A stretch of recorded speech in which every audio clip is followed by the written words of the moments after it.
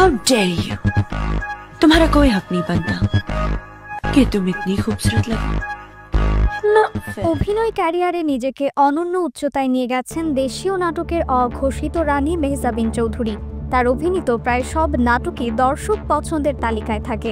সময়ের সঙ্গে নিজেকে ভেঙে গড়ে পুরো দস্তুর অভিনেত্রী হিসেবে জাহির করেছেন তিনি। মাঝে বেশ কিছু নারী প্রধান চরিত্রে কাজ করতে দেখা গেছে মেহজাবিনকে। ইদানিং অবশ্য নাটকের চেয়ে ওটিটি এবং চলচ্চিত্রেই তাকে বেশি দেখা যাচ্ছে। সেই চলচ্চিত্র দিয়েই এবার মিশরীয় দর্শকদের মন জয় করলেন আমাদের দেশের ছোট পর্দার জনপ্রিয় নায়িকা রোমান্টিক কুইন মেহজাবিন চৌধুরী। মিশরের কথা শুনলে আমাদের প্রথমেই মনের অজান্তে যে ছবিটা ভেসে আসে তা হলো পিরামিড, প্রাচীন ফারাও রাজা এবং নীল নদের কথা। সেই মিশরে এবার মেহজাবিন অভিনীত একটি সিনেমার সুবাদে মিশরীয়রা তাকে ডিয়ার মালতী হিসেবে ডাকছে। বাংলায় যাকে আমরা প্রিয় মালতী হিসেবে চিনি, সেই মালতী দেখে মিশরীয়দের মুগ্ধতা এখন আলোচনায়। আফ্রিকা ও আরব বিশ্বের গুরুত্বপূর্ণ ও প্রাচীন উৎসবের মধ্যে অন্যতম কায়রো আন্তর্জাতিক ফিল্ম ফেস্টিভ্যাল। সম্মানজনক এই উৎসবের ৪৫তম আসরের পর্দা উঠেছে গত ১৩ নভেম্বর। উৎসবটি চলবে ২২ নভেম্বর পর্যন্ত।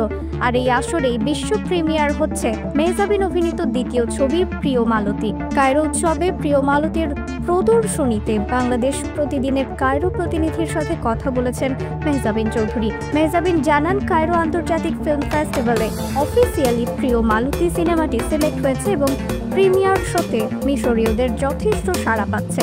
শো শেষ করে এসে মেহজাবিনকে অনেকেই 7 আউট অফ 10 দিচ্ছেন।